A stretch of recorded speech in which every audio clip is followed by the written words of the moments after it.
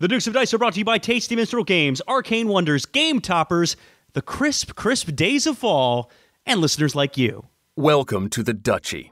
It's time for another episode of the Dukes of Dice podcast, a proud member of the Dice Tower Network.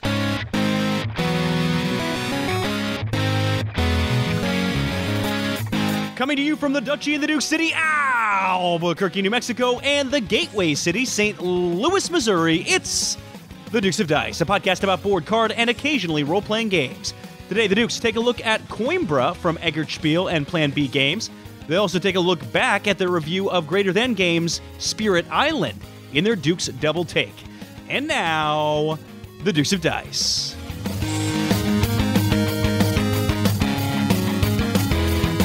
Hey there, everybody. Welcome back to the podcast. This is Sean. And Alex. And this is episode 186, which we're calling Polterdice. Thanks to our buddy BJ from Board Game Gumbo. He suggested this name over on our Board Game Geek Guild and our Dukes on Deck forum, or thread on the forum. It's a nice blend of poltergeist, like the ghosts from Spirit Island, sort of, and also the dice from Coimbra, because it's a dice drafting game. So way to go, BJ. Good job. Yeah, Dr. Gumbo, as he's officially known. So, if you want to hear the rest of the naming top six, because we get help from our guild over on our Board Game Geek Guild, we will give you the rest of those at the end of the episode. So, Alex, how you doing, buddy? I am busy. I think busy is a good way of describing it. I met the girlfriend's family this past weekend. Oh. So yeah, that was a big step. I played The Mind with them. Went over very well. I played a game that I shall not name from Monochromatic Wolf, but a game you could probably guess from our lineup that would make sense with, say, 6 people, deals with murders in an Asian country, locale. Anyway, so that went very well. Is that Smothering in Thailand? Yep, that's it. Smother. It was a bloodless coup, all smothering. Careful about the Thai talk. If you talk about coups in that country, you could end up in jail. No, that was a Simpsons reference. Oh, was it? Like old Simpsons reference. The Simpsons go to Africa. Okay, well, I definitely don't know that because I'm not old like you. Yep. Because you're old. Yeah, that's me. But also Essen prep on the horizon, as well as big Kickstarter launch, BGG Con, and PAX. 3 cons in a fairly short period of time. So that's keeping me pretty busy. What about you, Sean? Also busy, but not board game busy. Just have a trial tomorrow and whatnot. But that's good. So Alex, real quick though, we need a moment of silence. Because our H4n Zoom digital recorder that we've had since almost the beginning finally crapped out last recording. Yeah. 4 years. It lasted 4 years, Alex. It served us well, Sean. Through many conventions, in-person recordings, occasionally interviews. Yep. Yeah, our steady companion and no more. So we traded in for the newer model. Well, we didn't trade it in. We just purchased the newer model. We sent the old one to a farm upstate. No, we put it on a Viking pyre boat and sent it off, and then I shot a flaming arrow at it. Very fitting. I missed because I'm not very good at archery. I probably haven't done it in like 30 years, so... I don't have much else to go off of there, Sean. You had a much closer relationship with this recorder than I did. Go quietly into the good night H4n Zoom digital recorder. You will be missed. Actually, it's just right here. It's just probably going to sit here on the desk for a while. In the Dungeon of the Duchy? In the Dungeon of the Duchy. How many games do you have down there right now, by the way? Because this is Sean's clearinghouse for games he's going to get rid of. Not many, because we had a Gamer's Garage sale not too many months ago, and then we kind of did this impromptu library reduction at Empire, and Rory's like, hey, you want to bring some games to our library reduction? I'm like, sure. And I got rid of a ton. Some bargain basement prices, though, because I was just trying to get rid of them. Because it's kind of a pain in the butt to haul them up and down from the basement of the Duchy if they don't sell. So, So not too many. So that's good. Yeah. That's good. All right. Well, I'm happy to hear your basement is filled with fewer prisoners. Yeah. Take that, bunch of Take jerks. that, big cardboard. Games that are less than a 5. So even 4s are gone. Which by definition they shouldn't be. By definition they shouldn't be, but when you have so many 5s, yeah, no, it's hard. All right. Fair enough. Sean, what have you been playing lately? Because as far as I've been able to tell from your socials, a lot more.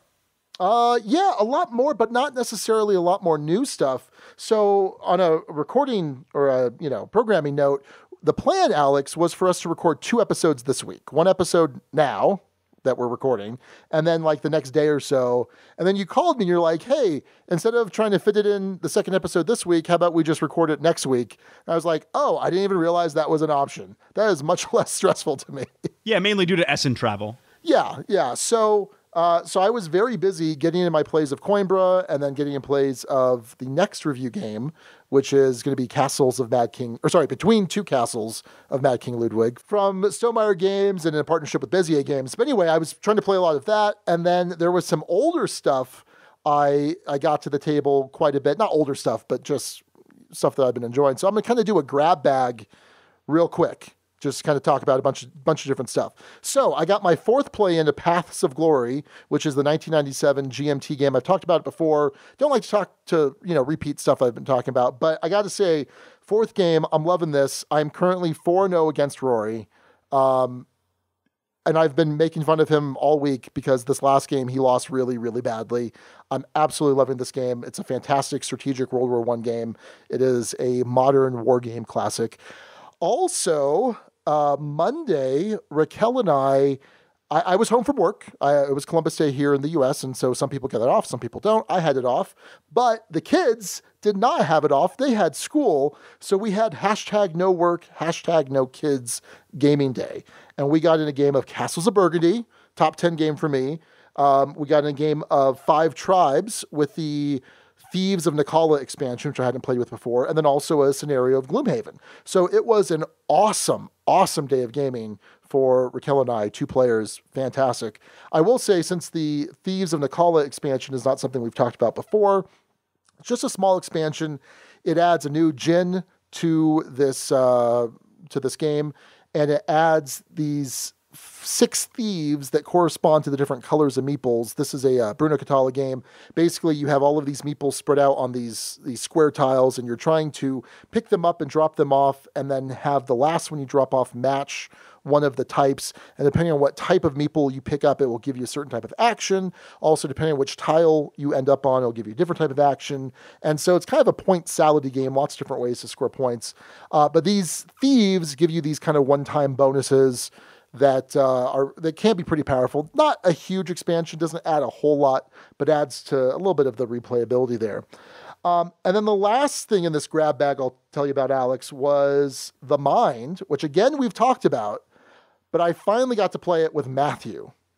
Oh boy, I can't imagine that went well. And I should point out, I finally got to play an actual production copy of it, since I've always been playing with just made up copies. I use 6 NIMT or whatever, the 1 through 100 cards.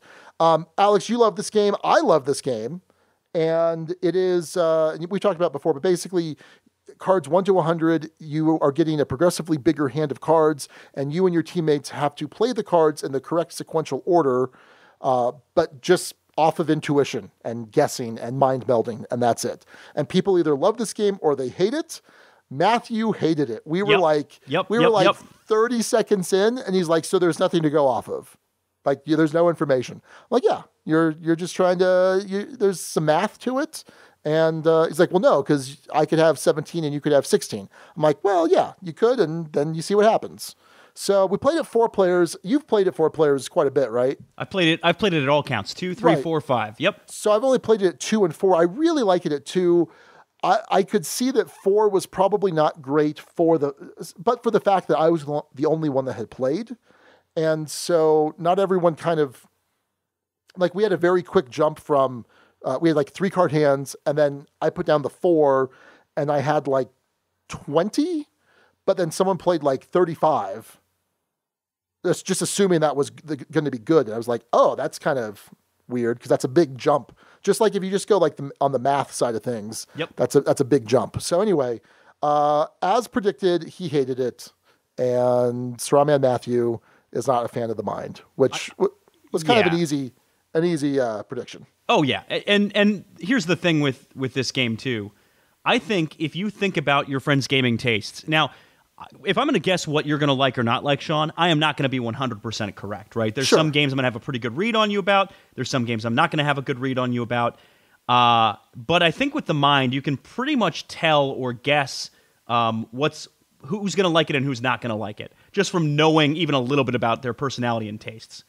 There are just certain folks who this is absolutely not ever going to be for, and I would put Matthew firmly in that category. So I would have been stunned if he liked it. Absolutely stunned. Yep. So that is my grab bag. A lot of awesome plays there. So what about you, Alex? What have you been playing? I've been playing a lot of awesome stuff too, Sean. And let's start things off talking about at our game night. There were 2 games. All right, we had 2 games that we played just the other night. And I will give you the 2 games, Sean, and just like you've done with me, I'm going to have you predict which one of these I absolutely loved and which one of these I was on. So the first game is Cryptid from Osprey Games. It's a pure deduction game is how I'd frame it. And then you have Trade on the Tigris from TMG. Tigris. We've been over this before. I'm gonna probably say Tigris again later on. I'm just warning you and anyone else interested in Mesopotamian history. The Tigris and the Euphrates. Yep. So those are the 2 games that we played, and Trade on the Tigris is as the name implies, a trading game, a resource management trading game. Sean, of those 2, which one did I love? You liked Trade on the Tigris better. Way better, way better. But we'll talk about that in a bit here. Let's first talk about Cryptid from Osprey. And Osprey is one of these companies that just has a lot of sneaky good titles. Lost Expedition is one that comes to mind. Can't think of any others offhand immediately. Sean, help me out here. Shirazahad was a great little 2-player game, really beautiful art, really nice little puzzle for 2 players and also solo. Escape at Colditz, or from Colditz. Bunch of stuff. Man, I haven't played any of that, though. Don't play Escape from Colditz. You would not like that. Shirazahad you would like quite a bit. Okay, I haven't played that one either, but I feel like I've played at least 2 from them that I really enjoyed, and they all tend to be well produced. Art tends to be very nice. They tend to be enjoyable experiences. So, yeah. Cryptid is a game that's been getting a lot of buzz. It won the Seal of Excellence from the fine folks over at the Dice Tower. Dan King gave it a Sax Serenade. So decently high praise from folks for this one coming out.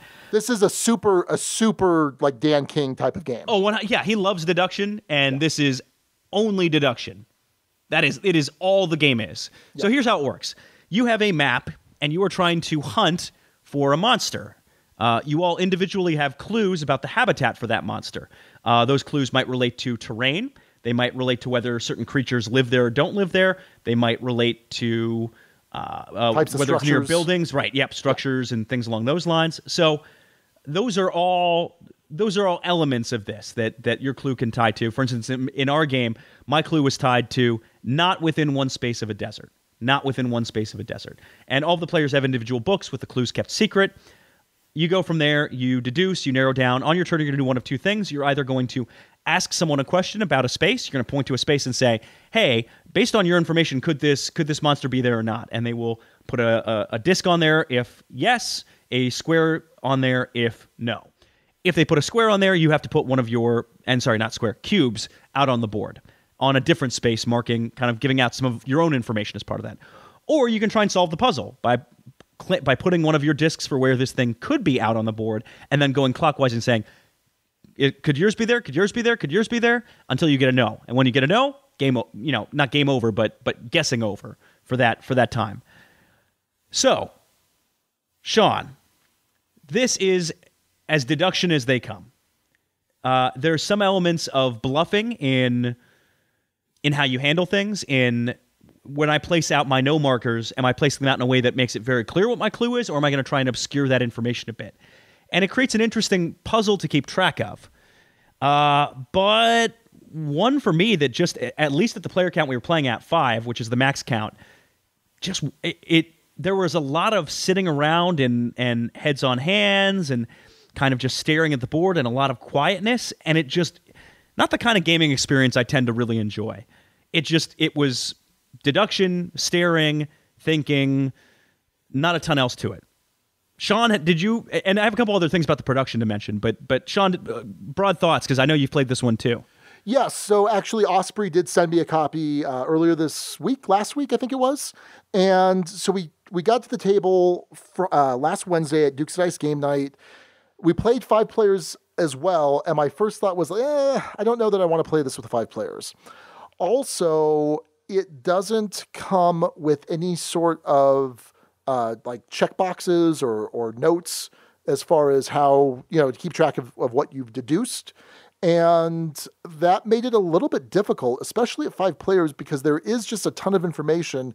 And once I felt like I had narrowed certain things out, by the time I was thinking about something else, I forgot what I had already kind of narrowed it down to in terms of another clue category or whatever. So there is actually Dan King. He put up on BGG a notepad that you could play with. And so actually next time I play, I'm gonna play at a lower player count. I'm gonna play with that. I think that for a lot of deduction games, I tend to not, the deduction doesn't click for me right away. Like when we played Alchemist, which has a huge, it's a worker placement, but also has a deduction element. The deduction was just not readily apparent to me the first time, and then the second play and subsequent plays, it really clicked. So I'm hoping that this clicks after a second play, and I think it probably will, especially if I'm able to take notes and everyone's able to take notes, and at least with 3 players, have it be a little bit more manageable. So Alex, I'm guessing for you, one of the production issues was you guys ran out of cubes? Yep, ran out of cubes. And so I saw on the forums on BGG, Dan's like, oh, we never run out of cubes, probably because they're all a bunch of master deduction sleuths. They're probably getting it too fast. Yeah, and we're just not. So, but yeah, you really don't get enough cubes if you are not Sherlock Holmes. Let's add on to that 2 of so there's 5 different player colors. 2 of the 5 are very similar, very similar. And I think that's not such a good thing when you're trying to determine at a quick glance, oh, you have this set of clues, oh, you have that set of clues. When they're that close together, that information gets pretty muddled pretty quickly. And I think that was an oversight, and it holds the game back. But yeah, just kind of a big meh. And maybe with fewer players that might change, but at least right now, that's kind of where I stand on Cryptid. And I'm, like I said, I'm more than willing to give another shot. I would say that if you are a fan of deduction games, this would probably be right up your alley. Alex, did you mention one of the big selling points on this game? Did I miss that? I don't know what selling point you're referring to. The art by Kwanchai Moria? Oh, yeah, it's Kwanchai Moria. He does amazing art. Yeah, so I will say this. The box art looks fantastic, and it looks great. The pieces within the game look good, but they're all kind of small, so you don't quite get the sense of the Kwanchai Moria style art. But I think the box cover looks amazing.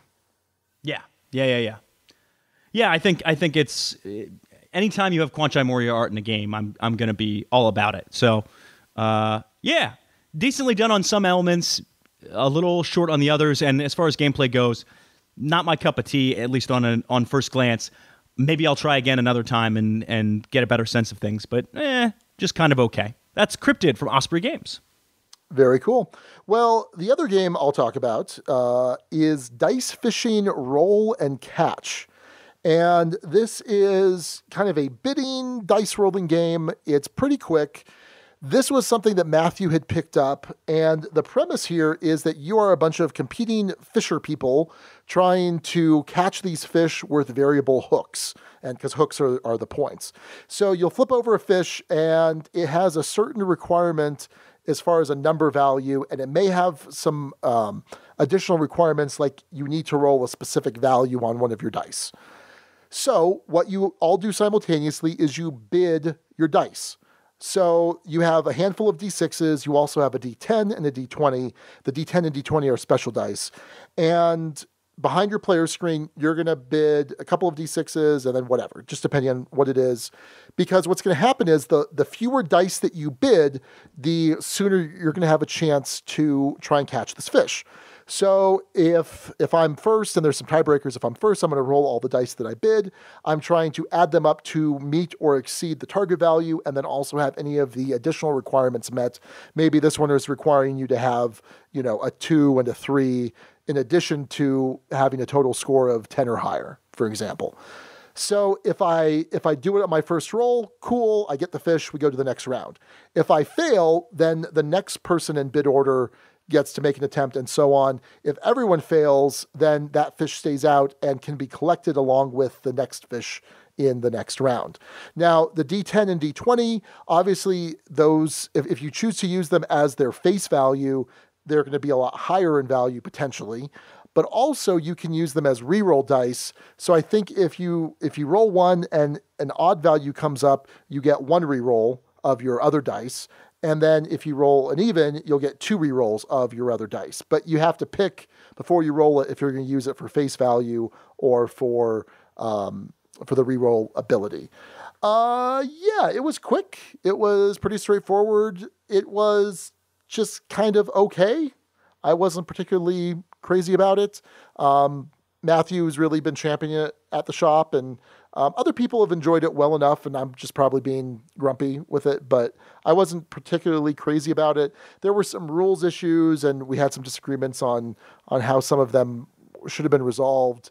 But yeah, I'd probably play it in a pinch if I had to, but wasn't crazy about it. This is one I actually have some experience with, as we were talking about off air, Sean, because it's something that Monochromatic Wolf had for consideration from UK Games Expo. And yeah, having played it enough times, in order to make it something that we thought was going to be what you wanted it to be, kind of this nice bar game that you could play, this light, hey, let's go fishing with dice kind of thing. You needed to make so many changes that it would have been basically a different game. So yeah, I know what you're saying. At least if you play it as the rulebook indicates. I don't dig it a ton myself. There's some potential and there's a core there that's really interesting, but you have to make some changes to really dig and find it. So yeah, I feel about the same as you do. So kind of, in my opinion, a little half-baked. It probably could use some more development. But so anyway, that is Dice Fishing Roll and Catch from March Hare Games. Awesome. Well, Sean, we mentioned it before, and I neglected to mention when I mentioned this before, trade on the Tigris. Tigris? Yep. Now I'm going to second guess myself. All right. Nailing it. It is published by one of our sponsors, Tasty Minstrel Games. This was not a review copy. I believe this was a copy we got as a Monochromatic Wolf product swap, which, hey, if I ever get a chance to tell you about product swaps, it's fun times at the end of conventions. Sunday fun day. Anyway, Trade on the Tigris is a game where you are trying to build up a civilization. And the way you're going to do that is by deploying workers or different buildings that you're going to acquire at the start of your turn. And how this is going to work is you are going to draw 2 cards from a deck and then 2 cards from another deck. And the decks are on government and religion. And so depending on whether your government is moving more towards democracy or moving more towards dictatorship, you're going to draw 2 cards of that type. You're going to keep one, discard the other. The one that you keep is going to give you something like additional resource production, or it's going to give you an additional a good that you'll have for trading, or it's going to give you a one-time effect, or it's going to add barbarians to other people, or improve your cultural status. It has any number of different things that it can do. And then on the religion side, it works much the same. I can't remember the name of the 2 religions, but I think it's Asher, and there's another one on there where you, again, if you're moving in one direction or the other on that track, you're going to get more and more powerful cards, including endgame scoring at the end of the game, depending on how well you manage this. Then you're going to produce, you're going to draw cards of goods, and then you're going to trade.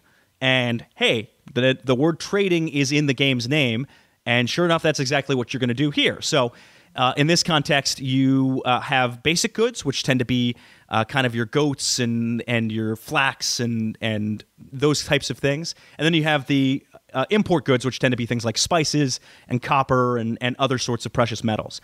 You're just going to go around and it's free-form trading. You are going to try and get sets of things to try and sell off. The more you have of one thing, obviously, the more valuable it is. You are also, though, whenever you sell stuff off, going to get the bottom benefit of the card, and that benefit may be a disadvantage. So, for instance, let's say you're moving your government more towards dictatorship. You don't want democracy points, and a lot of those cards will have, say, democracy points on the bottom that will slide your government more in that direction. So you're managing both trying to collect big sets while also trying to put yourself in a position to get the evolutions of society you need to make your engine work, so to speak, or continue getting high quality cards and get good endgame points. Is this all making sense so far, Sean? Yeah, no, absolutely. Now, as part of trading, some of these import goods, these higher priced goods, have calamitous effects, have negative things. So, for instance, you might get barbarians as the result of a card, or the card may say this card has no actual value, but you can lie about it and claim it's one of these things. Typically, when you're trading in this game, you have to be honest about what's on the top of the card. I have this silver to trade. Will you trade me a spice? Yes, I will. You have to send a spice and silver back and forth. There's a card in the game that says, well, this card isn't actually anything. It's just pretending to be something. For the most part, that kind of screw other people over isn't necessarily the driving force of the game, but it's there. You also have these things that are trade goods, and they're produced by your kingdom, but they're things that don't give you any actual benefit. They only give whoever you trade it to benefit. So you can trade it for a good, you could trade it for one of theirs, but it has to be traded to someone else in order for it to hold any sort of value. And that's a really, really cool aspect of this game. It forces player interaction, drives player interaction. After you're done trading, you have to sell off all cards but, say, 3. You can store 3 for future rounds, which you can use to try and build bigger sets or save things that might be nasty and damage you. Then you're going to see if barbarians invade, whoever has the most barbarians in their civilization is going to take a negative point penalty. Then you're going to see who has the most culture. Whoever has the most culture gets a, quote, golden age, which gets them a bonus card. You do that for 5 rounds. You see who wins.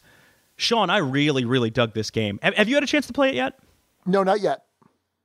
Yeah, this should be high on your list. I think this is going to be one you're really going to like. Because if I'm recalling, you like Bonanza a good amount, right? Oh, absolutely. Yeah. Yeah, this is a Euroweir even Bonanza. It does a lot of cool stuff. The decks are engaging. The production on this is gorgeous. The art style is well done. The cards are nice. And again, remember, talking about a sponsor here, full disclosure, but I was really impressed by this game. Really, really impressed by this game. And I'm excited to play more of it. Nice job to both Jeff Engelstein and Ryan Sturm. I know this one was in the works for a while, but you can tell the love that went into this game. Sean, I think it's one you're really going to like, and I'm curious if there are other people out there who've really played this, because I haven't heard as much buzz about this one as I would have thought, given how decent it is. So let's trade on the Tigris, whatever, geez. from TMG. I'll get there someday. I hope so. I hope so. Well, that's going to do it for our recent plays. Alex, why don't we head on over to the news?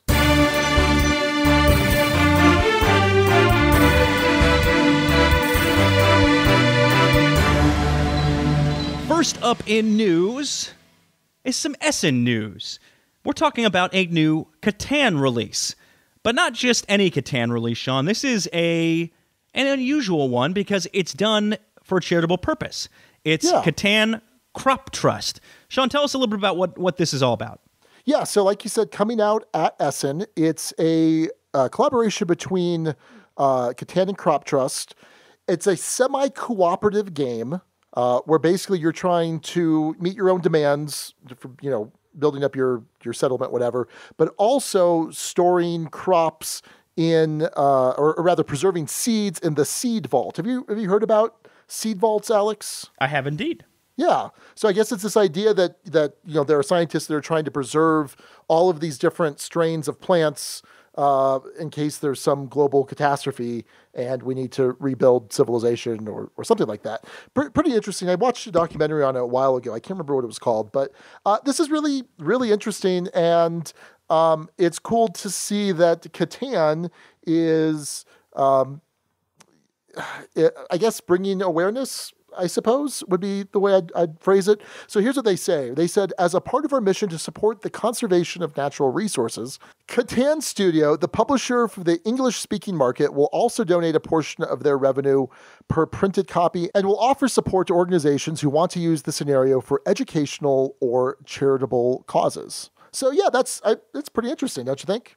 Yeah, I think it's great. And it's when you have a game of that stature, it's really interesting to see it be able to be used in that fashion. We've seen that used in different case where, for instance, what was it? The pandemic rising tide. But that wasn't a game intentionally designed for a charitable purpose.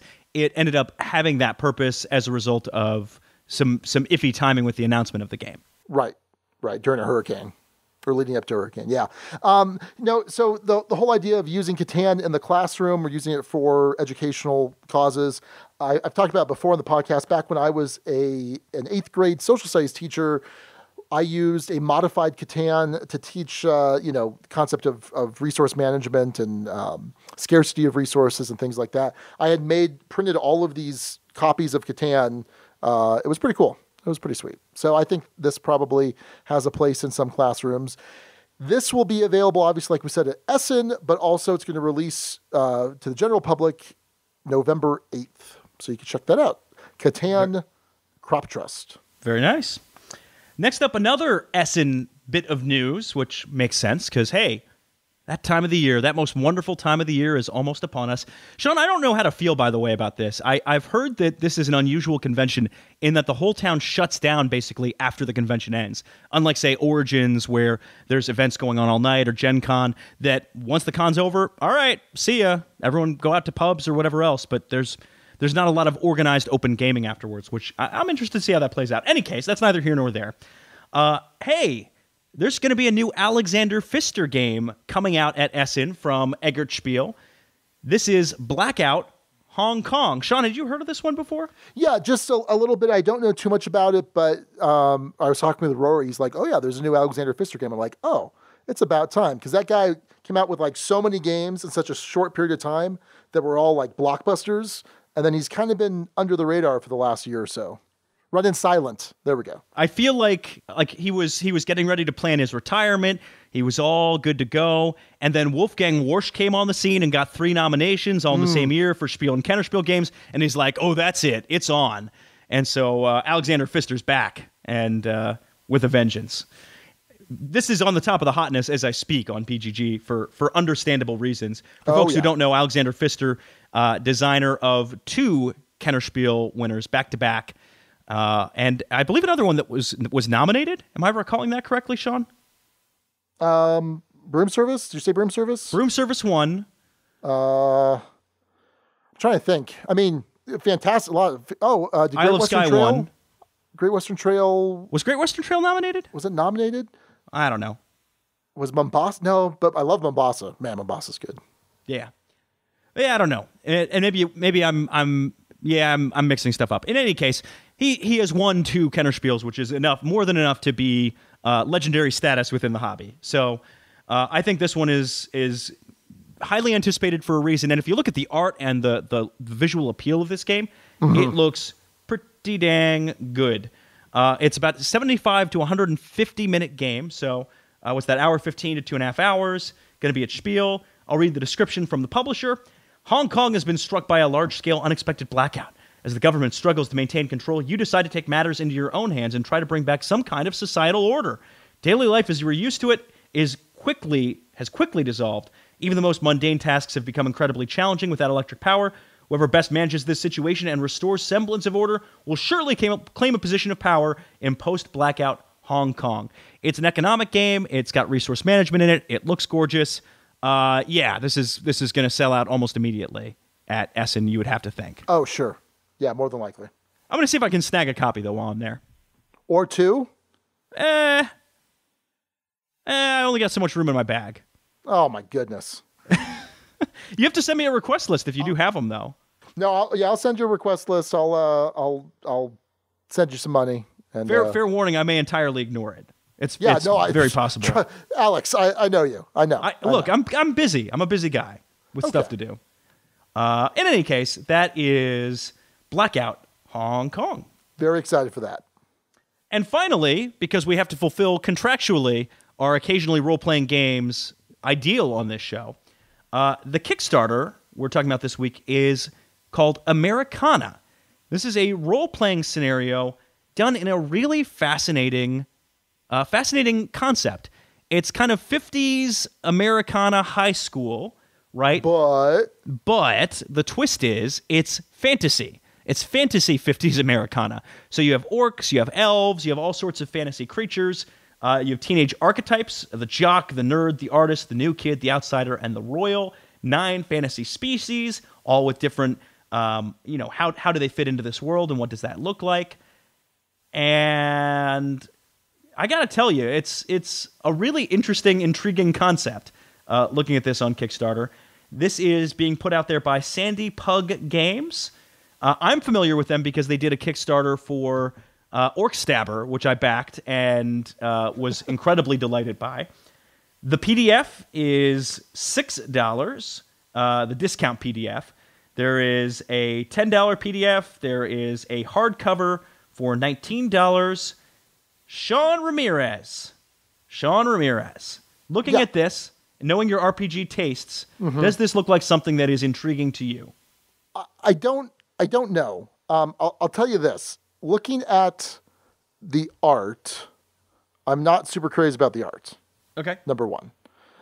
Number two, I get the feel from the description of the game, and it's not a super detailed description, so I'm making some assumptions here, but it talks about how you are collectively kind of creating the town that you're living in. You have obligations, whether it's, jobs and family, and then the game is centered on your relationships with others, and there's this like flashback mechanic. This sounds a little bit like Fiasco, a similar system to Fiasco, so more of a storytelling game than a traditional RPG. But again, I'm just kind of getting that from my read of the page.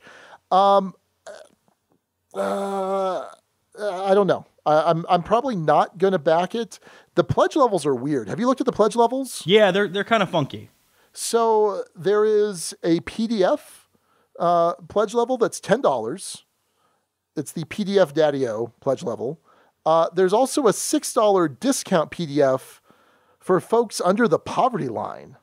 Yeah. That's what it says. I don't know how they're going to verify that. I don't know if that's going to be self-policed or how that's going to work, but yeah, I've never seen that. I've never seen that, and I don't know if... I don't know. I'll assume good intentions there, not... I don't know. That's weird. And then for $19, so at first I saw this, and it was $19. It's the hardcover Hepcat. You get a PDF copy and then also presumably a hardcover. I'm like, oh, that's a really good deal for a hardcover. But then it says you will pay shipping and printing costs for the book when it is available. Printing costs will be $17 USD. Oh, I didn't see that. Oh, the fine print, Sean. Shipping will vary by location. So you pay $19 to get the PDF, and then the ability to then pay another $17 plus an undisclosed amount for shipping. That's kind of a red flag to me. That I don't know. That's very strange to me that they put it that way. And it's possible that this is kind of how D&Ds tend to get funded or operate, or not D&Ds, RPGs. Jeez, what is going on tonight, Sean? What is going on? I don't know. And then there's a $75 pledge level. You get a PDF copy, and then you get the hardcover signed by the team. But you don't have to pay anything else, it looks like. I don't know. Do you have to pay shipping on that one? Shipping destination. Oh, yeah. Yeah, it gives you the options where to ship, and apparently only in the U.S. Oh, yeah, only ships to the U.S. The hardcover one does, yeah. Well, the $75 one. Yeah, yep. So, yeah, I don't know. It looks interesting. I would have... maybe there's something in the updates that give you a little bit more details about the gameplay, but I think Fiasco is just such a fantastic system, and there's so many different modules, so to speak, that you can use to play with it, and it's just a really good system. And if you wanted to do something like this, you could do it. Like I'm sure there's probably a module similar to this out there, or it wouldn't take that much effort to write a scenario for Fiasco that's like this. But anyway, I don't know. I think it's worth checking out, taking a look over, and if it tickles your fancy, who knows? Here's the thing that I don't know if I'm going to back this. I don't back a ton of stuff, but I will say this. I did back Orc Stabber, which I mentioned it briefly, was one of the more delightful Kickstarter experiences I've had. It was, one of these $2 pledge level type of things. It was presumably done by an orc. Literally, the pledge level got you half a copy of the game, like torn in half. They literally sent me like a torn in half copy of the game. But you could also download the PDF later of the actual game, which is 1 page. So it's not a lot of game. But he dressed up in an orc costume. They posted when they sent out the Kickstarter, they sent out a website, and on that website turned out to be an encoded, basically an encrypted coordinates if you followed through on a puzzle. And if you went to a certain location at a certain time, based off of those coordinates, they had something in person for one person, which I thought was really cool. So I've enjoyed how they've done community management and some of the cleverness that's gone into things. So that's given me some amount of faith in this. But you're right, there's some red flags in terms of unknown costs that I could see driving some people away. Yeah. Like, I remember our buddy Nick, he had purchased a game with undisclosed shipping, and it turned out the shipping was more than the cost of the game. Unreal. Yeah. Unreal.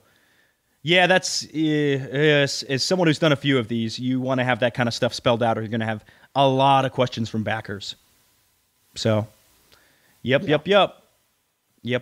Any case, that's Americana. It is funded on Kickstarter. It's hit, as of the time of this recording, $6,900 of its $6,800 goal. 20 days left as of the time of this recording. That's until November 1st is when this campaign ends. So if you're interested, go check it out on Kickstarter. That's Americana. And that is a look at the news.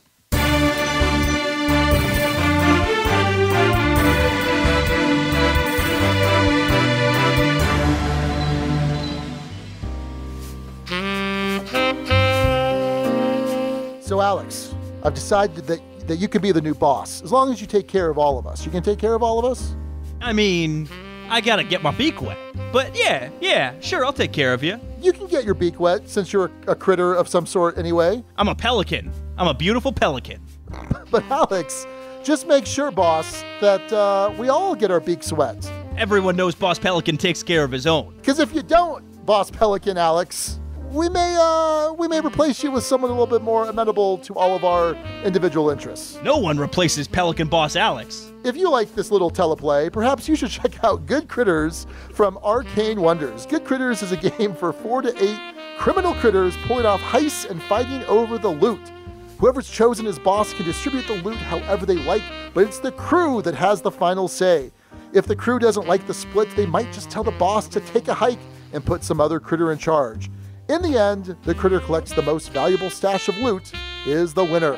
So Alex, this will be available for purchase in November of 2018. That's Good Critters, and if you want to find out more about Arcane Wonders' other titles, including the Dice Tower Essentials line, you can go to arcanewonders.com. Sean, for many years, a great debate has been held about a great river. Is it Tigris or is it Tigris? Sean, which one is it? It's Tigris. There's no debate. You just can't pronounce things. No, it might be. It might be something else. Well, Sean, no matter what you call that magnificent river, Tigris or Tigris, there's a game that celebrates it. It's Trade on the Tigris from Tasty Minstrel Games, designed by Jeff Engelstein and Ryan Sturm. This game encourages you to be the best trader in a civilization in the cradle of civilization. Will you be a dictator, or will you be more democratic in how you approach things? Will you try and scam other people through trades, or will you pull off the perfect set by cooperating with your neighbors? Who knows? You'll find out if you pick up Trade on the Tigris. Go check out Trade on the Tigris and all of TMG's other awesome titles at playtmg.com.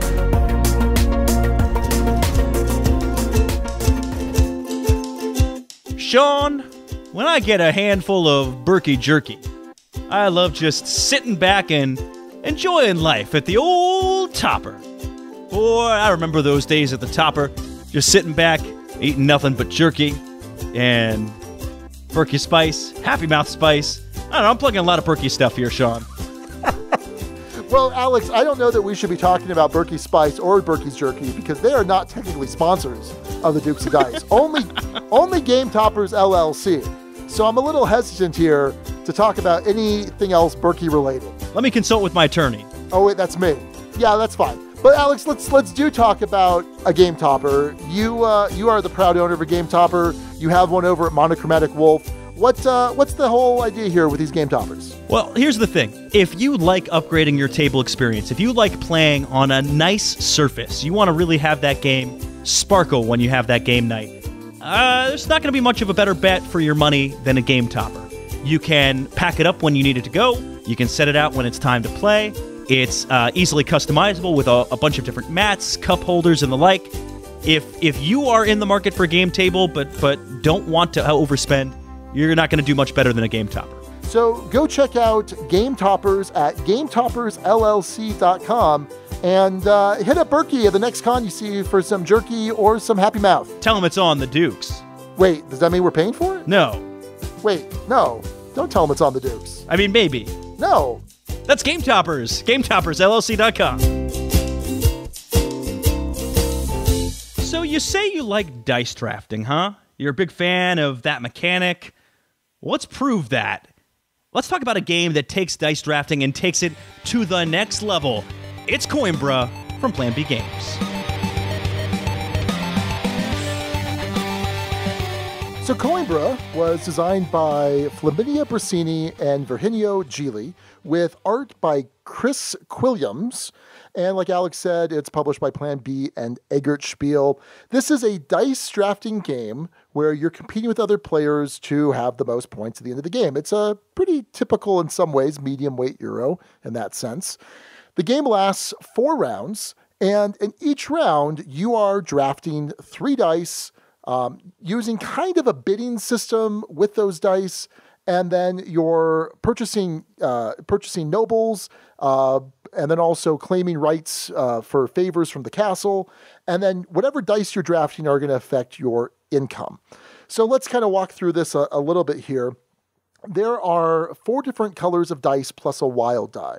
So there are some dice that affect your money income. There are some dice that affect your shield income, some dice that affect your victory point income, and then some dice that affect your movement income, because on the center of the board, there is a map of, I guess it's Portugal or maybe just the region around Coimbra, and you have a little guy that you're going to move around the map, potentially getting some bonuses as you do. So one person's going to roll all the dice, and then going around in turn order, you're going to draft one of the dice. So, of course, as I was saying, the color is important because it's going to affect some income options later in the round. But also the value of the die is important because the higher the die, the sooner you're going to be able to purchase a particular noble. But that's also going to be an increased cost with these D6. So let's say that I draft a 6 because I'm going to want to go first in one of the 3 rows where I can draft these nobles. I'm going to place that 6 down. I'm going to have first shot at that row of the noble of my choice, but I'm going to have to pay 6 resources to do it. On the other hand, maybe I want to grab one of the 1 dice. It means it's going to be really cheap for me, but I'm not going to have my pick of all of them because I might be going last, depending on where others happen to bid. And so there's this interesting thing where you have that trade-off of cost versus initiative and being able to get those. Now, when you purchase one of these nobles, after everyone's drafted the dice and placed them out, you then resolve them. Purchasing these nobles, some of them cost shields, some of them cost money. And you're gonna pay that cost, and depending on the type of noble, it's going to increase your income track for a particular type. So I mentioned the 4 different types of income. So I get this new noble, and maybe it moves me up 1, 2, 3, or even 4 levels on these income tracks. In addition, it might give me some immediate bonus, maybe some money or some movement around the map, or it might give me some endgame scoring options, or it might give me a boost during the income phases that happen every round. Additionally, some of these are also going to have some diploma sigils or seals that have some endgame scoring potential as well. Now, in addition to the different nobles that you can kind of bid for, there's also the castle area at the top where you're going to be getting certain favors. It's some type of income. It's also potentially points. It's potentially some movement. But this is the opposite of the nobles, where you're actually trying to use the lower value dice, because the low value dice will be higher in the initiative for drafting the different favors that you're able to get. So you place all the dice, you resolved all of them, you get your bonuses from the nobles, you get your favors, things like that. Then you get your income. So based on the 3 dice that you've drafted, if I have 1 orange die, I'm going to check where my orange money income is at, and I get that. If I have a green die, that's the victory points. I'm going to check where that's at. It's possible I drafted multiple dice the same color. That means I'm going to trigger the income multiple times. There's also 1 white die available, which I can, if I happen to use that one, I get to pick an income of my choice. In addition, I'm checking the different income bonus cards I've collected prior to this, and I'm getting whatever bonus is there.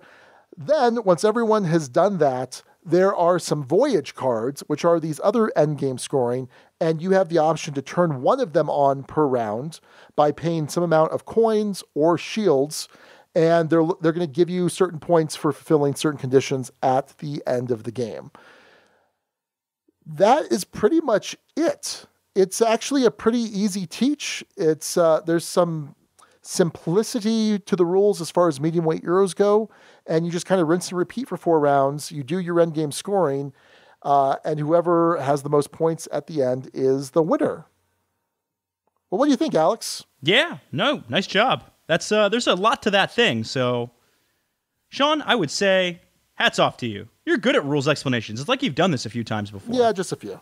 Just a few. I have 3 words I think can kind of summarize this game in a nutshell to me. Satisfying, clever, athematic. Okay. Satisfying, clever, athematic. Those are the 3 words, and I think it's a good place to ultimately start from, but I will say this. I have a lot of good things to say about this game. A lot of good things to say about this game when all's said and done. So I'll leave it there. Pretty bare bones thoughts to start, but there's plenty to get into here, and I just want to get to it. So, Alex, recently there's been a handful of medium weight Euros that we've reviewed or that we've played recently, new hotness stuff, and they've been very underwhelming for me. And part of me was like, well, I don't know if this is just my tastes are evolving as a gamer. Not evolving, and I'm not assigning value to that, but just my particular taste in game has changed. I'm preferring more of the war game or train games, 18xx games, etc. But there are some medium weight Euros that I love. I got to play Castles of Burgundy the other day, got to play Five Tribes, both fantastic games, both 6s for me. I love them so much. And so for a new medium weight Euro, I was saying in the reviews of some of the games, we kind of panned a little bit, that it's got to offer me something new, or it's got to make me feel really clever. And some of these are just kind of more of the same. And Rajas of the Ganges, for example, it had some new stuff in it, and it had some twists on things. But for whatever reason, and even though I enjoyed the plays and it could make me feel clever, it was really unsatisfying. And so I'm getting ready to play Coimbra, get my plays of it in for the review, and I'm just like, ugh. All right, this will probably be fine, but it's ultimately just going to disappoint me in the end. And Alex, I was pleasantly surprised. Yay! I really liked Coimbra. And what's interesting to me is, in some ways, it's not doing all that much new, and it's not doing all that much innovative. There were elements of this game that reminded me of Voyages of Marco Polo with the movement around the map. Elements that reminded me of some other dice drafting games like Madeira and Signori. All 3 of those games are very highly rated games for me. And this didn't feel like it did anything especially innovative, but it was, whereas those are probably a little bit higher in complexity, this was a slightly lighter version of those games. And so while it didn't offer me anything new, the way that everything worked together, I found really enjoyable. I really liked Coimbra. And I was very happy to be surprised by a midweight Euro. It sounds like it's restored your faith in them, maybe. Maybe it has, Alex. Maybe it has. Maybe there's another miracle in midweight Euros after all. Yeah. So yeah, I liked it quite a bit. The rulebook, Alex, how'd you learn this game? It was, I believe, taught to me. So okay. I don't think I did end up using it for a couple of purposes. I used it to look up what some of the card effects meant. Yes. The iconography of the game is not bad. by any means, as we'll discuss in a bit. But it's just there's some situations where you don't exactly know what they're getting at. And some corner cases, yeah. Yeah. And the rulebook does a good job of spelling that out, spelling out what those different abilities mean. It's in a nice section in the back, easy to find. So from that perspective, no issues whatsoever. For what I needed it for, no problems. But I didn't have to learn the game from this rulebook. Sean, did you? So Eugene, who works at Empire, buddy Eugene, he kind of gave me a quick run through of the game, just kind of the phases, and then I read through the rule book, and it's a pretty solid rule book. I think it's pretty clear, gives you good examples, and it breaks things down in a pretty nice way. So I think it's a solid rule book. I think learning from the rule book is definitely a possibility here. So nice. All right, very good. Art and graphics.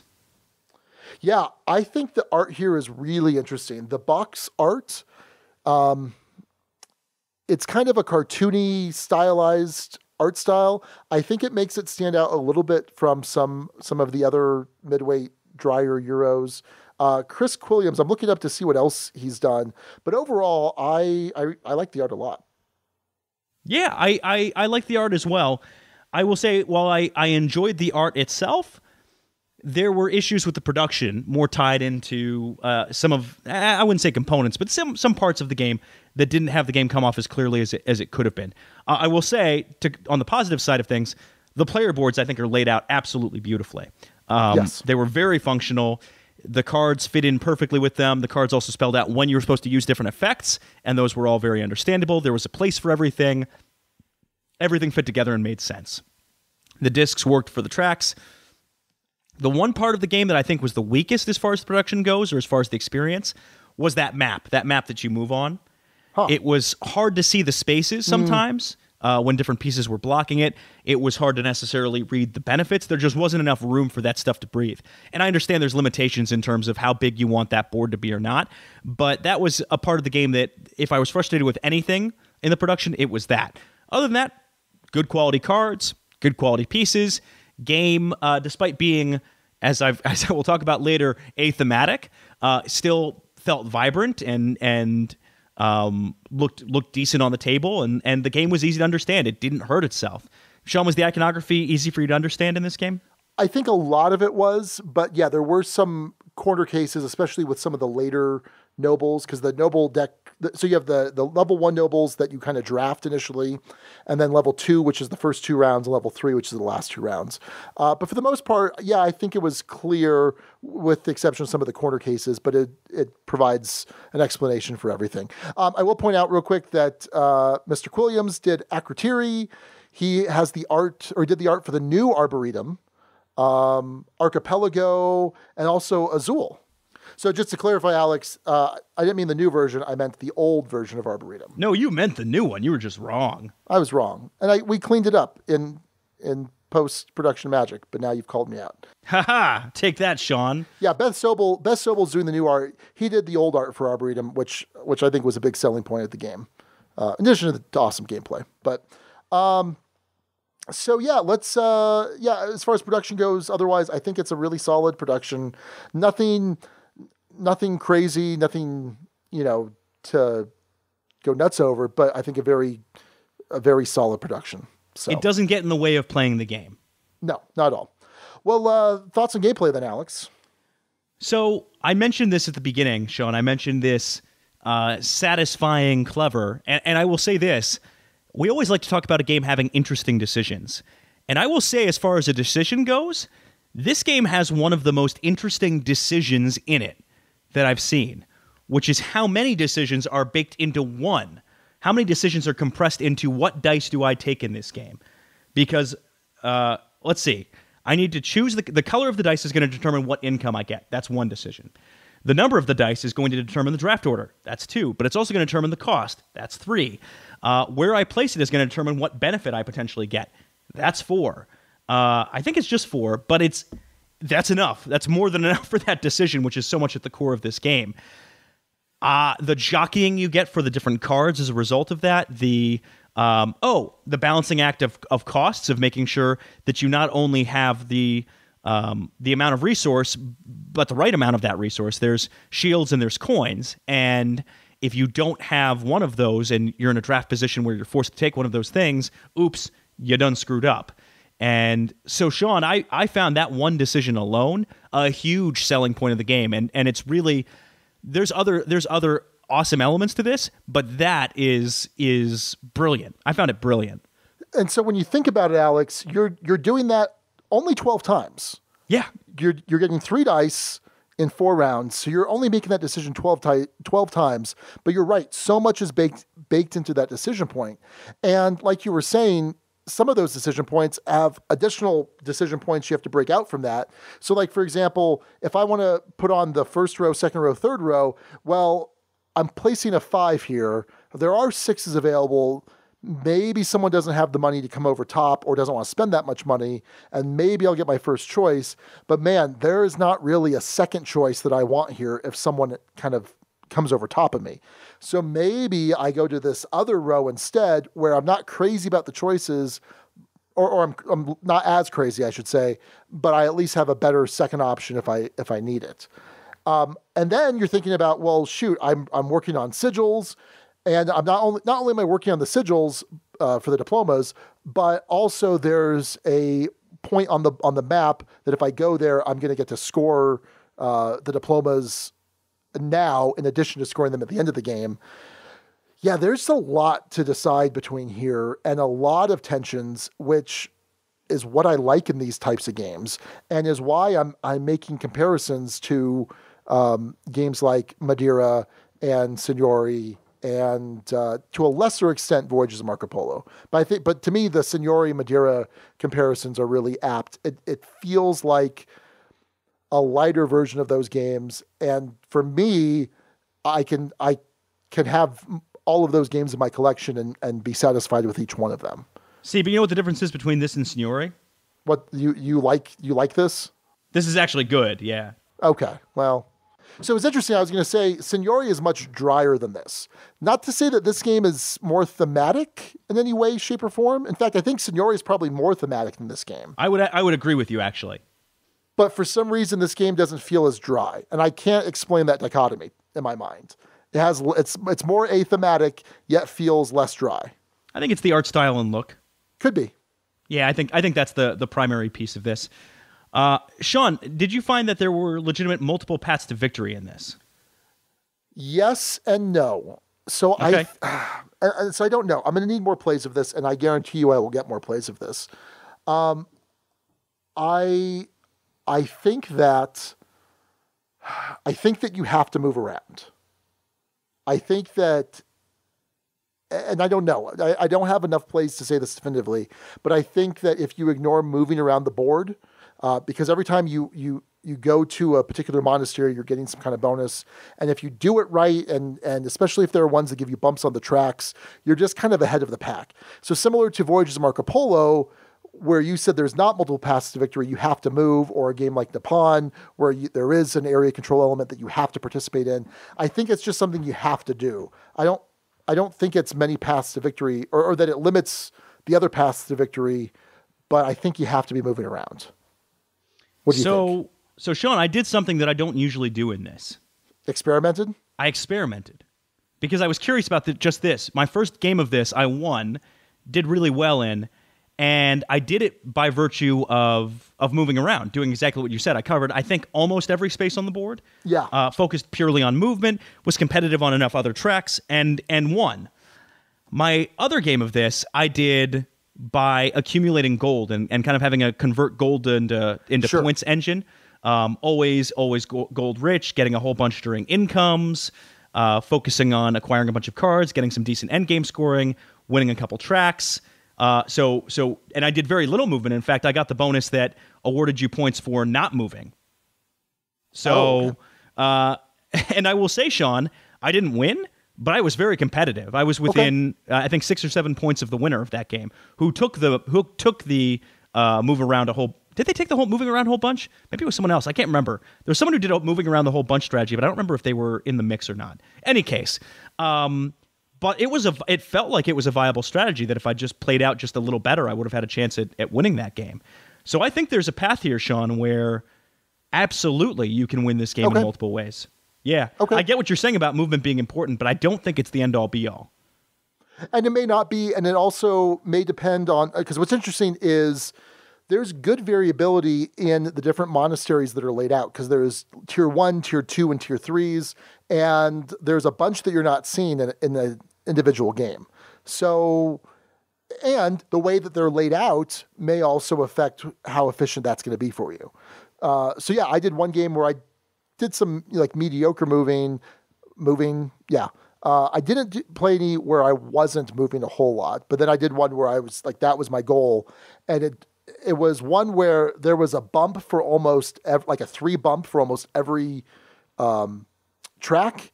And then there was one that was 4 bumps, 1 on each track. So I hit everything, and it was pretty good. Alex, do you feel clever playing this game? 100%. Absolutely. The trying to manage your economy is an engaging part of this game. Trying to get that right draft order, trying to maybe jump someone in draft order, unexpectedly taking something from them, or find that right combination of cards that's going to turn into a nice point engine, this triggering into that, getting the right income at the right time. Even planning out your movement in engaging ways can be a lot of fun in this. Trying to manage your space on the track and how that's going to shake out at the end of the game. There's so many points to this that you feel clever. Not to mention taking those above bonuses to try and set yourself up for either good end game scoring or instant benefits or whatever the case might be. There's a lot of ways for you to pull unexpected things in this game, to pull surprises. Right. I think sometimes the problem with games can be they're too predictable, they're too rote. You start playing something out and you know exactly how it's going to finish. This game obscures enough information that even folks who might be losing probably don't feel too out of it by the end of the game, that there's still some question as to who's going to win. And then adding into that, because of the nature of some of those bonuses up top, you're not ever guaranteed anything. There's one of those bonuses that can give you a bonus 3 pips on your dice.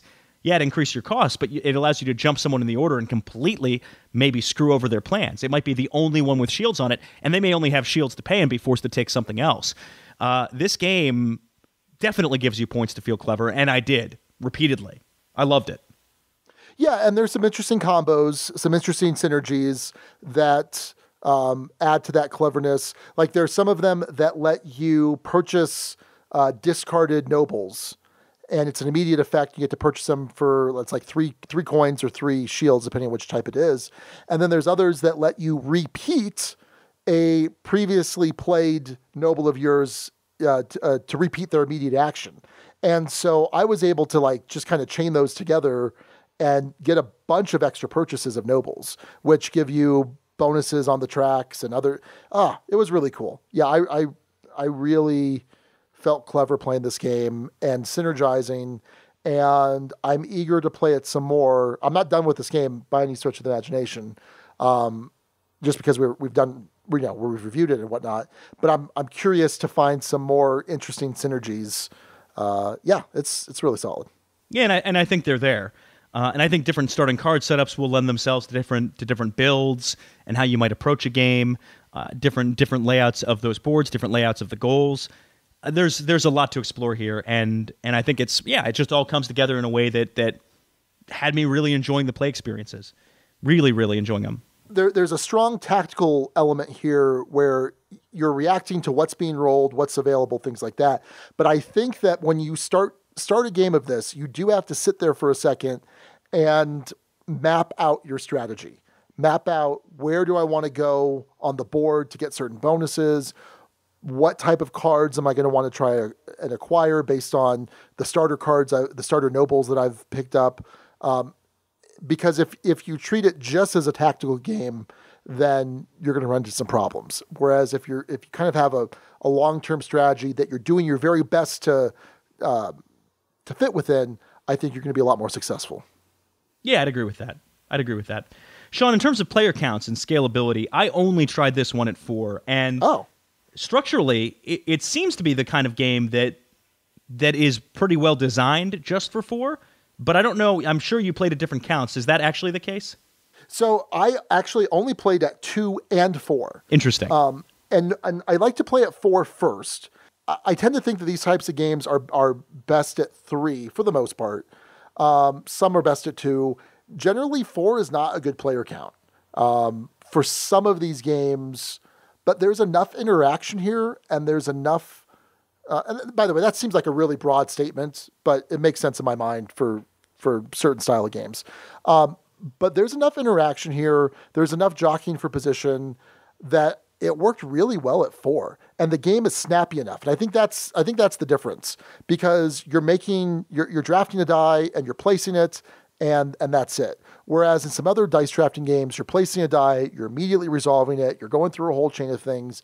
But this was quick, but it wasn't so quick that you felt unsatisfied at the end. And so it was good at 4, and it was really good at 2. What's interesting about 2 and even at 3 players there's dummy dice that get placed in some of the city regions where you're drafting or purchasing the nobles, and you have to go ahead of those dice. Otherwise, those dice will knock out the highest value nobles in that row, which was very interesting. So, maybe there's a 4 that's on this particular row, and I'm like, man, I really want this noble. You know what? That's fine. I can place a 3 there. I'll let it knock out this other noble, and I'll still have my choice of this other guy here. It was interesting. So I think I don't have the knowledge at 3, but I'm sure it plays well at 3, because it played well at 4. It plays well at 2. It was solid all around. That's good to hear. And I will say this. I think it plays fantastic at 4, and it's a game where you would feel it's so crunchy that it might suffer at that player count. But the downtime is so absolutely minimal, even though it's a decently crunchy decision. As I mentioned, all of those things baked into that one thing. The game seems to breeze by, and I think that's a testament to how enjoyable it is, but also a testament to how the turns are structured in a really advantageous way. So I'm glad to hear it scales well. It doesn't surprise me to a degree, but at least I can attest that at its max player count, it plays very well, and it sounds like you've tested the ranges and found that to be the case as well too. Yeah.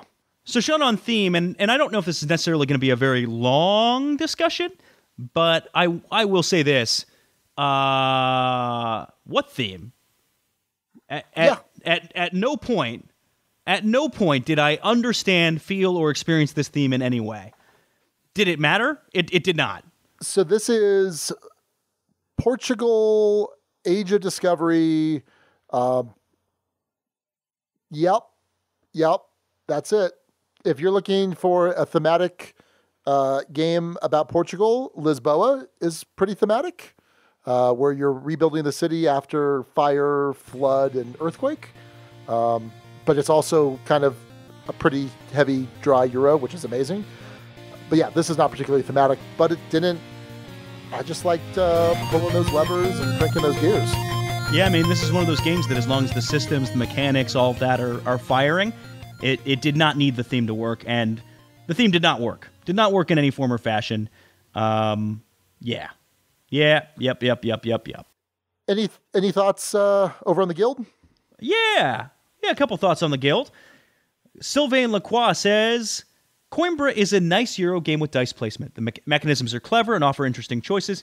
After my initial play, I felt satisfied, but not amazed. It is in no way, shape, or form a bad game, but I thought it wasn't really awesome either. It's a good Euro game that doesn't really stand out from the crowd. I would most likely play it, but don't feel the need to own it. It made me think a lot of Lorenzo Il Magnifico, another title that I was not really impressed by, but still bought anyway. In the end, Coimbra is a good Euro game that will most likely be buried by other good Euro games in the future. It gets a 3 on the Ducal scale from Sylvain. So that sounds like how I was describing Rajas of the Ganges. Yep. Yeah. So and maybe it's just there's certain elements are better for certain people and than others. I don't know. But the other one he described there, Lorenzo Il Magnifico, oh my goodness. I think if you like Coimbra, Alex, I think you'll like Lorenzo. We need to get you to play that at some point. I have not tried it yet. It's really good. Okay. Really, really good. Fair enough. And then BJ from Board Game Gumbo says that Coimbra catches the eye with a kaleidoscope of art on the cover, and then the board, and then on the gorgeous individual cards. Does the art match the gameplay? An emphatic yes. I was expecting a punishing game like Lorenzo Magnifico, which I would play but never own. But instead, I got an interesting puzzle of dice drafting, dice placement, and dice manipulation in the form of the Wicked Dice Cap tile that teaches and plays very quickly. I have almost half a dozen plays since Gen Con, and still someone in my game group asks to play it almost every week. It is enjoyable at any player count and is just meaty enough to be the featured game of the night without leaving you with a headache from too much analysis. Art, plus production, plus gameplay makes it a 5 for me. My only worry, replayability once I hit a dozen plays or so. And it sounds like, Alex, that you and I are probably more in the BJ camp than the Sylvain camp. Yeah, and I would agree with him with a concern we haven't brought up too, which is replayability. Which, Sean, do you think there's enough here that's different game to game to have it last? I think so, right? Because there's a ton of variability in terms of the initial setup of where everything's lined up. Also, we didn't talk about endgame scoring all that much, but one of the things you're scoring too is your relative placement on each of the 4 tracks. But those are variable points, and you lay those out randomly each game. So one track may be worth more in one game than it is in another game. And that's certainly something to take into account. Plus, we talked about the starter nobles that you get, that you draft initially, the order in which some of the nobles become available. There's variability in terms... Well, okay. Bottom line, there's a ton of variability here. Variability may not always translate on a one-for-one basis into replayability. I'm going to give it the benefit of the doubt for now. But in the same way that Five Tribes is a very tactical game and has a lot of variability, it doesn't feel samey to me from one game to the next. It's an interesting puzzle every time, and I feel like Coimbra is going to remain an interesting puzzle with subsequent plays. Yeah, I think as of right now, I don't have that concern.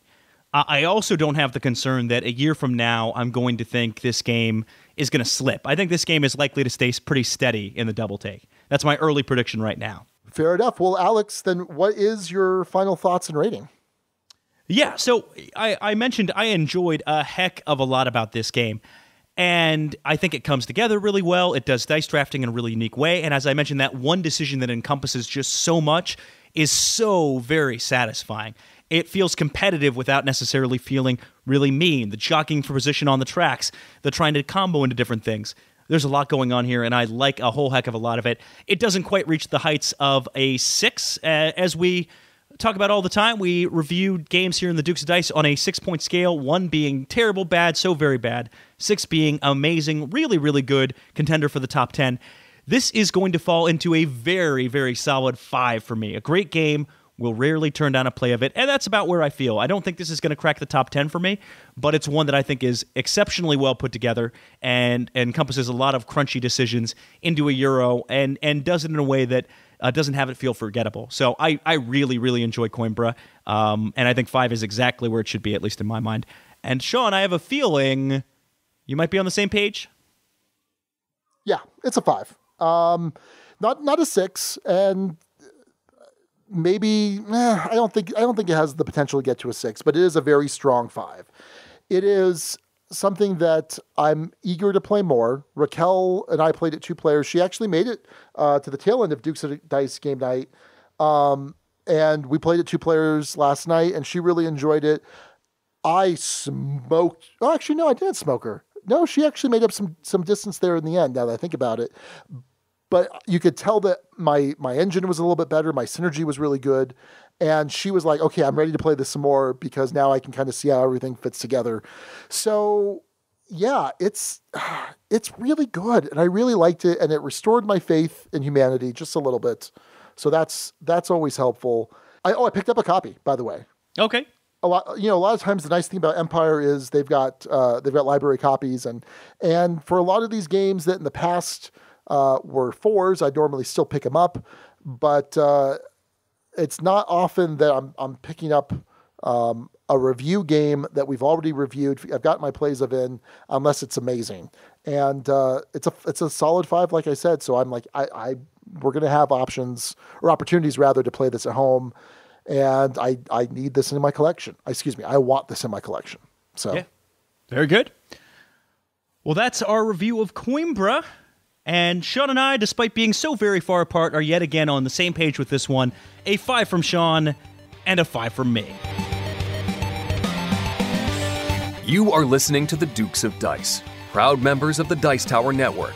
For other great shows in the network, check out dicetowernetwork.com. Back to Alex and Sean for this week's Dukes Double Take. All right, next up, our Duke's Double Take, and we are looking back at a heavy hitter, Sean. This is from Greater Than Games. It's a cooperative that really took things by storm for a bit. Spirit Island. We covered this in episode 160. I'll drink to that, spelled ISLE. Sean, you gave this one a 5, and you called it at the time your favorite cooperative game. I gave this one a 3. I said it was very well designed. I could appreciate a lot of what it was trying to do, but there was just too much going on. I'd rather play this in an app or solo that way. It felt to me, in some ways, not that the gameplay is a ton like it, but Sentinels of the Multiverse in that I felt like an app experience of this is something that I'd rather play this in rather than a tabletop experience. It just took too long, and even though it did a lot right, it just wasn't my cup of tea. So 5 for you, Sean, 3 for me. Sean, have you played this game since? I've played it one time since, and I've also been thinking about this game quite a bit because it is one I enjoyed quite a bit, and I still remember it fondly, and I'm still eager to get to the table again. In fact, you know what? Nick and I are probably supposed to be meeting up this weekend to get a game in, and he likes this game quite a bit, so maybe we'll play this because we both like it quite a bit. It's an interesting game, Alex, because it is a cooperative game. It is a Euro game. And you are playing these spirits that are inhabiting this island, and you're fighting off with the assistance of the indigenous peoples on the island. You're fighting off these European conquistadors. And it's a really interesting theme and some really cool combos and card play. And yeah, so I'll say this. It is still probably my favorite cooperative Euro. I would say that straight up cooperative, Gloomhaven is my favorite, but it's kind of in a category of its own. But as far as like the pandemic style of game, it's my favorite cooperative Euro. Is it better than Pandemic Legacy? Again, Pandemic Legacy, I think I probably said this in the review, where it's in its own category in one sense. All right. Because of that legacy element. Okay. I mean, because the amazing thing about Pandemic Legacy is not so much the individual mechanics of a scenario of Pandemic Legacy, it's the narrative structure that you're kind of weaving together from those scenarios. Okay. But as far as a mechanical experience, I would give it to this over Pandemic. Yeah, okay, fair enough. I have not played it since, and I've actually I have in a couple of occasions kind of sort of actively avoided playing it. Yeah, in other words, I've had the chance to play it, but I haven't. We'll see score-wise. Sean, where does it stand for you score-wise? It's going to stay at a 5. A great game will rarely turn down a play of it. It is too well designed to be a 2. It just is. It's just too well designed to be a 2. It's a 3. It's still a 3. And it would not surprise me if I never ever played this again. But I could still see a situation maybe where that happens on an app. Probably. I don't know. It's still a 3, but just oh man. And it's one of those that's so weird that I know it's really great, and I just don't enjoy it. I don't know. I think you felt that way about something like Spectre Ops, Sean. Yeah. That's fair. So we've got some guild thoughts, but before that, Alex, are you growing a mustache? I'm just really lazy about shaving. But are you shaving? Looks like you're shaving everywhere else, just not your upper lip. Okay, here's how this rolls, Sean. Facial hair on me grows on my upper lip, grows in like a little tiny patch right below my lower lip, and then kind of in like a little sort of ring around my chin. But I will say this, Sean, the last time I shaved was, I think, Saturday. Okay, so about 5 days. And this is, I'm gonna lean into the camera. This is terrible radio, but I'm gonna lean into the camera. Sean, give the blow by blow. All right, so he's approaching the camera. There's some stubble on the chin. Wow, and on the cheek. But yeah, from where I was sitting, it looked like it was just mustache. Okay. It grows in a little darker there, maybe, but I will tell you, any mustache connotations are completely unintentional. I do not think I look good with a mustache. I'm not trying to grow a mustache. I am incapable of really growing true facial hair, despite my little brother Ben is able to do that. Neither here nor there, but yeah. It's like you're channeling your inner Ron Burgundy, your newscaster. I don't know. Anyway, hey, guild thoughts on Spirit Islands. Sorry for that brief aside. Brian Weiss said, Spirit Island ended up being my #1 game of last year. It is my favorite cooperative game and one of my favorite solo games. Heavier weight cooperative games don't really exist, so I knew I had to try this one when I first heard about it. It packs tons of replayability due to the highly varied spirits and scenarios. Mostly avoids the alpha player issue and scales beautifully. I also love the fact that it's a cooperative game that is not primarily driven by luck. It's one of those games that does exactly what it sets out to do, and in my opinion, has no major flaws. Whether you like it or not will just come down to the personal preference for a meatier cooperative Euro that will consume most of your night. BJ from Board Game Gumbo says, on Spirit Island, unfortunately, I have not played it again after playing it around the time of the original review, so I'll have to stick with my original assessment. I love co-op games, especially ones with variable powers, and I'm a big fan of greater than games. But sadly, on first blush, this particular game was a hard pass for me. I still think I had a sour taste because of the length of time. 3 hours for a first game? So I'm not unleashing the 2 yet, because I would play it again in the right situation to see if my experience improves. BJ, we are on the same page, my friend. On the same page. Boo. Whatever. Dr. Gumbo knows what he's talking about. He's a doctor. I'm a doctor. Are you? Yeah. Are lawyers doctors? Juris Doctorate, yeah. All right. Technically. Settle down, Dr. Ramirez. Okay. Well, that's going to pretty much do it for this episode of the Dukes Dice. But before we go, the rest of the top 6. So first up, Michael Farnbrook suggested Da Gama's Demise. Da Gama, he was a Portuguese explorer, so there's your Age of Discovery in Portugal. And also, as an explorer, he may have visited Spirit Island and met his match there. Interesting. His demise. Chris K came with the name Coimbra, referencing that Spirit Island is effectively a counterinsurgency game. You know, counter CO, insurgency, coin. Sean, you are very familiar with this genre of games. I not so much. But pretty clever to incorporate that concept in there. It's a counterinsurgency thematically game. I wouldn't call it a GMT-style coin game. But yes, I think it's an excellent title. Yeah. And then Jimmy DM90 suggested Two Sides of the Same Coimbra. And I think he was referencing there in Coimbra itself the focus on kind of the settler side of things, so to speak, or kind of the European point of view, maybe.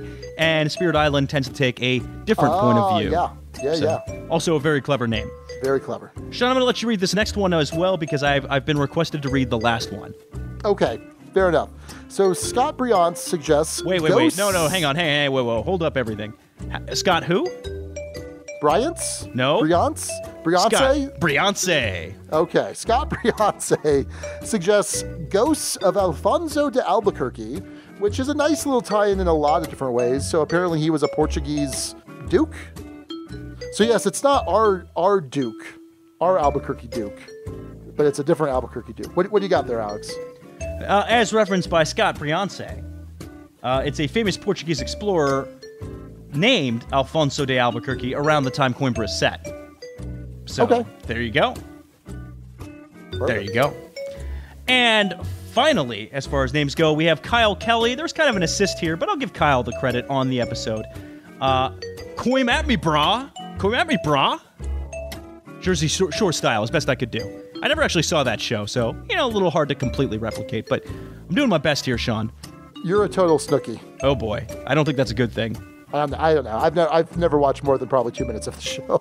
Excellent. Wonderful. We're very well informed for this. I think the situation just went to jail. I remember seeing that on CNN the other day. So you're saying he has a legal situation?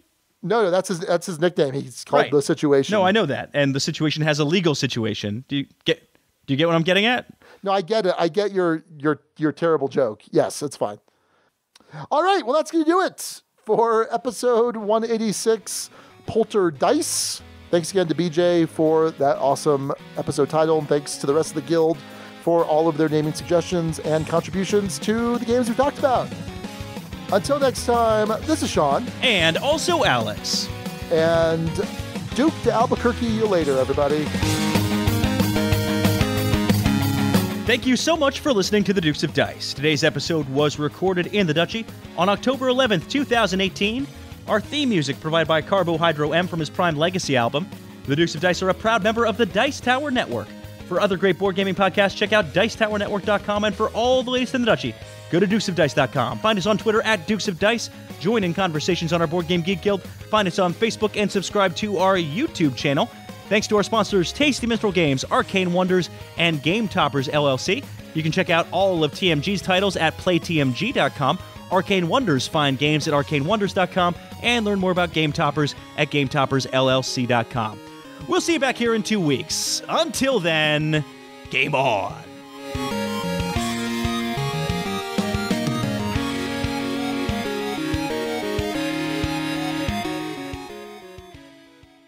Catan will donate all proceeds from the scenario to the Crop Trust. Castan Studio, Castan? Wow. George Costan's Settlers of Costanza. Coming soon. That sounds awesome. Yeah. Castan?